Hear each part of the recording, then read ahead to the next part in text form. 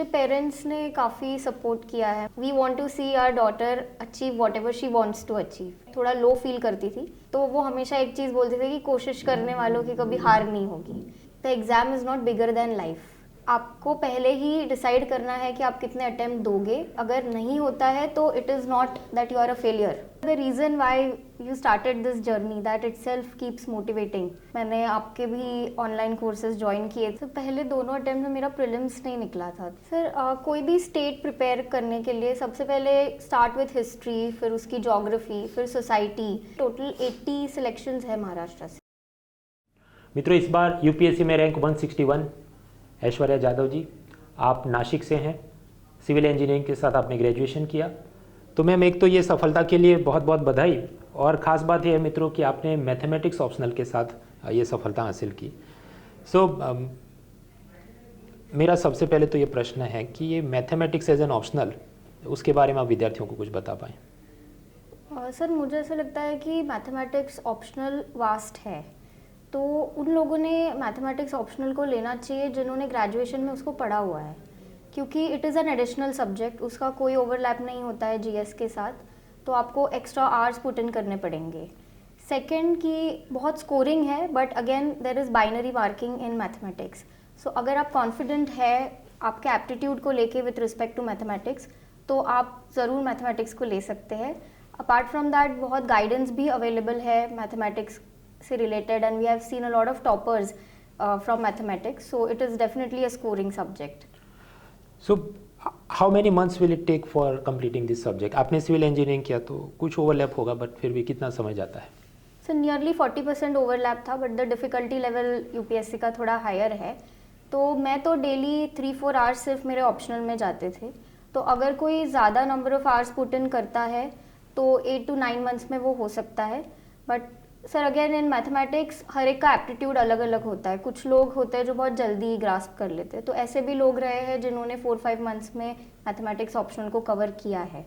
तो it will vary from person to person, but on an average हम बोल सकते हैं कि 8 to 9 मंथ्स में हो जाना चाहिए।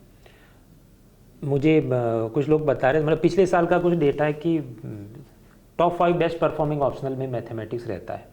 अच्छा मैम, इसके अलावा क्या आप फॉरेस्ट सर्विस या इंजीनियरिंग सर्विस वगैरह की तैयारी भी कर रही थी? सर मैंने फॉरेस्ट के लिए प्रिपेयर किया था, मेंस दिया था मैंने इस बार, बट मेंस क्लियर नहीं हुआ।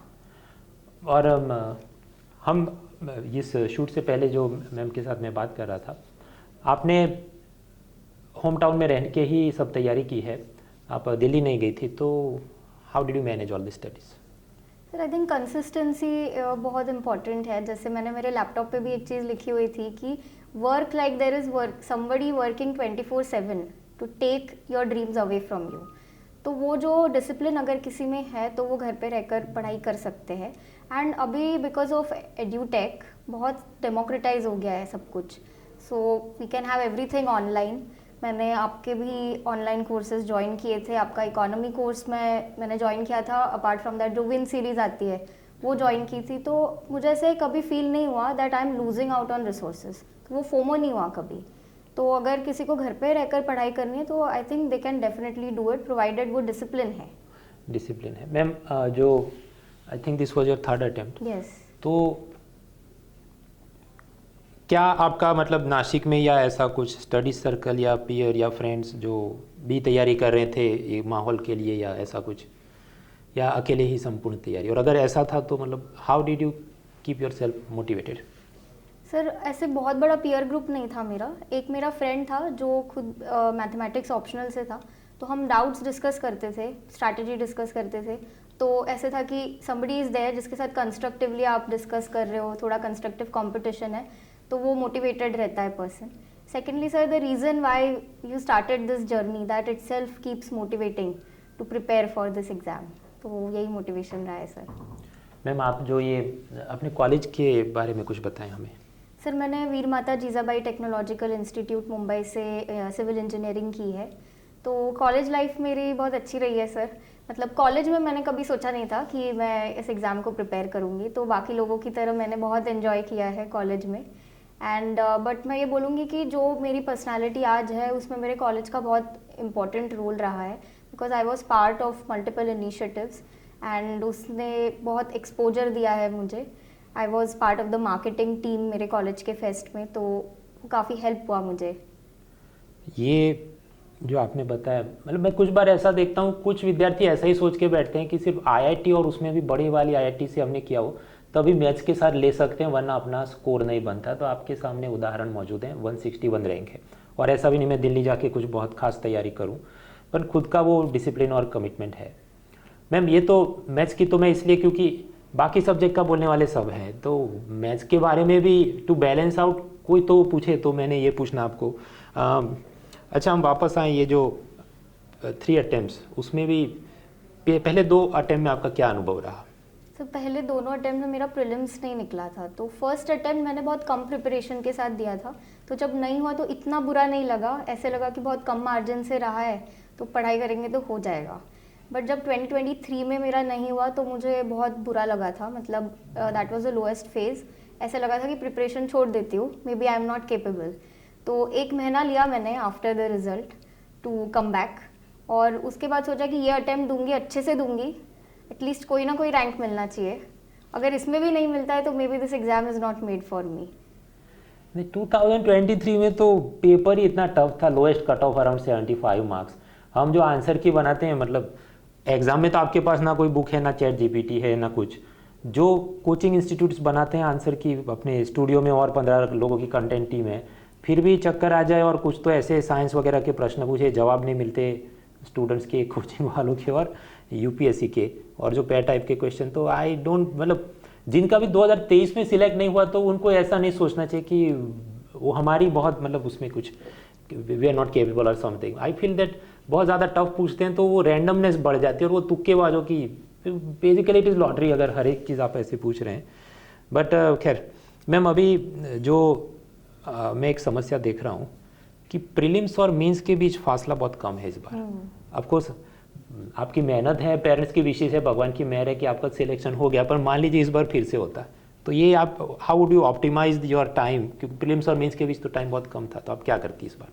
सर इसके लिए जैसे हम पिछले टॉपर्स से भी सुनते आए हैं कि मेंस के जो नोट्स है, जो सिलेबस वाइज क्रिस्प नोट्स चाहिए, वो पहले ही प्रिपेयर्ड होने चाहिए। एक कोई टेस्ट सीरीज पहले ही दे देनी चाहिए ताकि you should be mains ready before even you are attempting the prelims. तो अगर ऐसा है तो वो जो टाइम का इशू आ रहा है कि कम टाइम है, वो आएगा ही नहीं। तो we can effectively use that time in writing test, revising, and जो न्यू करंट अफेयर्स ऐड होते हैं वो करने में टाइम ज़्यादा हम डिवोट कर पाएंगे।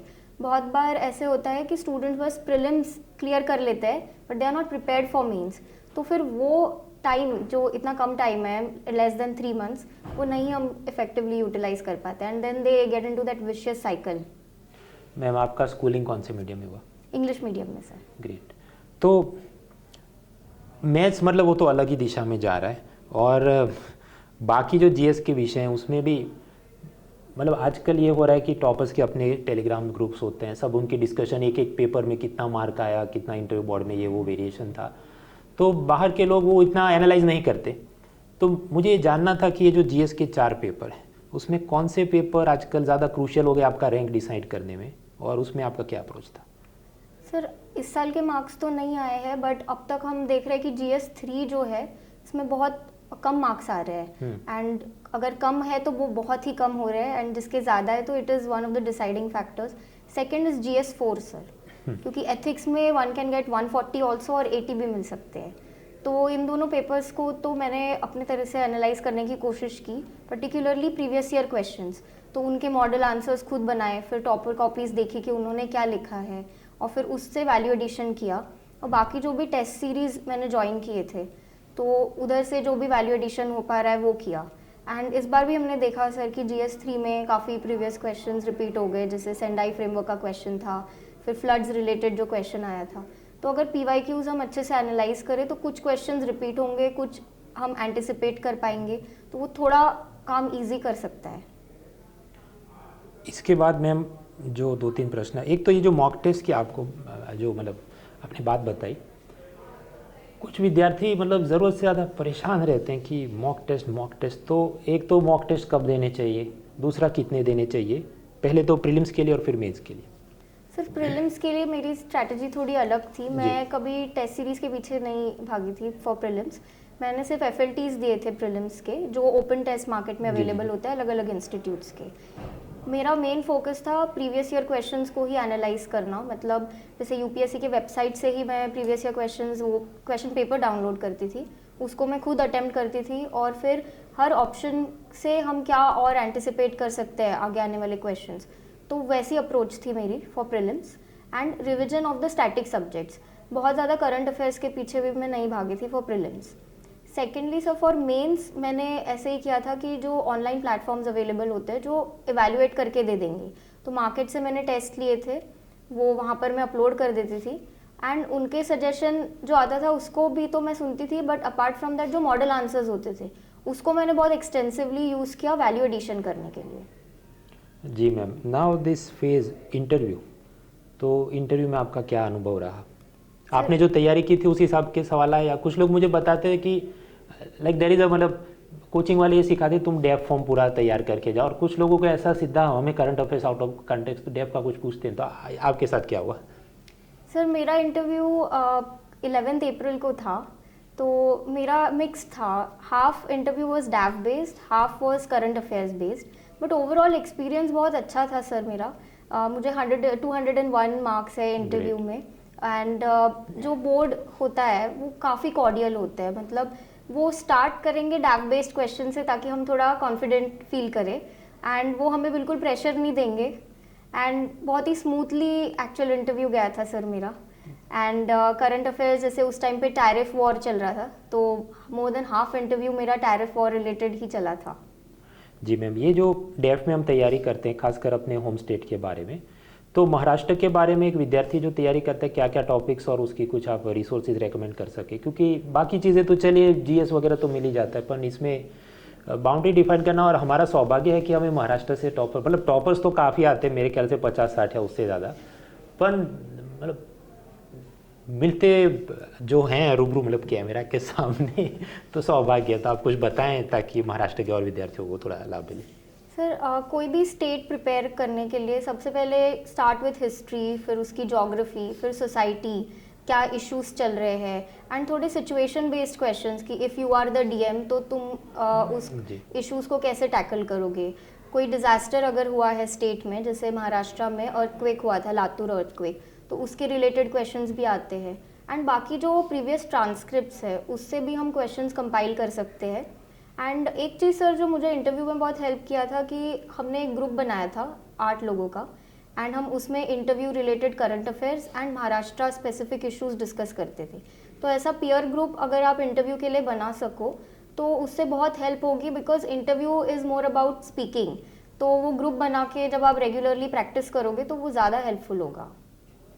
तो मैम, मतलब क्योंकि आप तो और भी अपने स्टेट के विद्यार्थियों को जानती होगी, कितने लोग हर साल महाराष्ट्र से सिलेक्ट हो रहे हैं? सर एग्जैक्ट नंबर तो आई एम नॉट अवेयर, बट इस साल ऐसा कुछ नंबर आया है कि टोटल 80 सिलेक्शंस है महाराष्ट्र से। बहुत बहुत बढ़िया। तो एक तो ये भी बहुत अच्छी बात है कि प्रेरणा मिले, मतलब खुद जो आपके आगे गए उन्होंने आपको प्रेरित किया, आप जो आए तो आप आगे और विद्यार्थियों को प्रेरित कर रही हैं। पेरेंट्स और फैमिली का कैसा आपका सपोर्ट रहा? सर मुझे पेरेंट्स ने काफ़ी सपोर्ट किया है, मतलब ऐसे एज अ फीमेल चाइल्ड मुझे ऐसा कभी फील नहीं हुआ, या उन्होंने कभी होने नहीं दिया कि ऐसे शादी का प्रेशर या ऐसा कभी नहीं था। मतलब for them it was a thing कि we want to see our daughter achieve whatever she wants to achieve, तो वो प्रेशर कभी नहीं फील होने दिया। एंड हमेशा जब मैं थोड़ा लो फील करती थी तो वो हमेशा एक चीज़ बोलते थे कि कोशिश करने वालों की कभी हार नहीं होगी, तो वो हमेशा मेरे दिमाग में रहता था कि करना है एंड हो जाएगा, तो वो कॉन्फिडेंस उन्होंने दिया। अपार्ट फ्रॉम दैट सर, जो माहौल उन्होंने घर में प्रोवाइड किया कि कोई फंक्शन नहीं, किसी का आना जाना नहीं, पूरा शांत एनवायरनमेंट जो उन्होंने प्रोवाइड किया, तो आज उसी के वजह से सर मैं घर से पढ़ पाई हूँ। नहीं नहीं मैम, अच्छा ये जो आप बता रही थी कि मतलब पहले 2 अटेम्प्ट के अनुभव आपने बताया, फिर कहा कि तीसरे में मेरा नहीं होता तो शायद मैं कुछ, तो what other plans you had, like plan B में आप क्या सोचते? सर मैं सोच रही थी कि मैं कॉर्पोरेट सेक्टर ज्वाइन करूँगी, बिकॉज मैं खुद सिविल इंजीनियर हूँ, तो मेरे दिमाग में था कि as a structural consultant then I will start working, and उसके साथ फिर मैं अटेम्प्ट देती। अच्छा मैम, ये जो महाराष्ट्र की राज्य सेवा स्टेट सर्विस एग्ज़ाम, उसका मतलब क्या फ्रीक्वेंटली, क्या रेगुलरली होता है, इरेगुलर है, वैकेंसी ज़्यादा कम, क्या सीन रहता है? सो मैंने बहुत एक्सटेंसिवली फॉलो नहीं किया है, बट ऐसा है कि थोड़े डिलेज हुए हैं, बट अभी आई थिंक रेगुलराइज हो रहा है बिकॉज 2025 से एमपीएससी का जो सिलेबस है वो यूपीएससी से अलाइन कर रहे हैं। तो जो स्टूडेंट्स यूपीएससी की प्रिपरेशन कर रहे हैं वो साथ साथ एमपीएससी भी दे पाएंगे, तो ये एक बहुत अच्छी बात हो गई है अभी। नहीं, ये तो बहुत जो अच्छे रिफॉर्म्स मैं देख रहा था पिछले साल उत्तर प्रदेश का जो प्रीलिम्स का पेपर आया, ऑलमोस्ट आइडेंटिकल लाइक यूपीएससी, थोड़ा आपको डाइल्यूटेड वर्जन, ताकि किसी का वहाँ नहीं हो रहा है तो यहाँ पर भी without requiring additional coaching, books, material, resource preparation, it can help. इस बार अभी 2 हफ्ते पहले गुजरात लोक सेवा आयोग का हुआ, उसके पेपर में ऐसा है मैम कि जीएस तो है ही अपने जो यूपीएससी में तैयार किया, स्टेट स्पेसिफिक थोड़ा जनरल नॉलेज वो ऐसा पूछते हैं कि वो अलग से अपने को रटने बैठना पड़े, so it creates some issues. पर जैसा मैम ने आपको बताया, आप सिलेबस स्टडी करें और उस हिसाब से तो मेहनत करनी है। लास्टली आप स्टूडेंट्स को कुछ सलाह देना चाहें अपने इस पूरी जर्नी से, क्या ध्यान रखना चाहिए, क्या करना चाहिए, किन गलतियों से बचना चाहिए?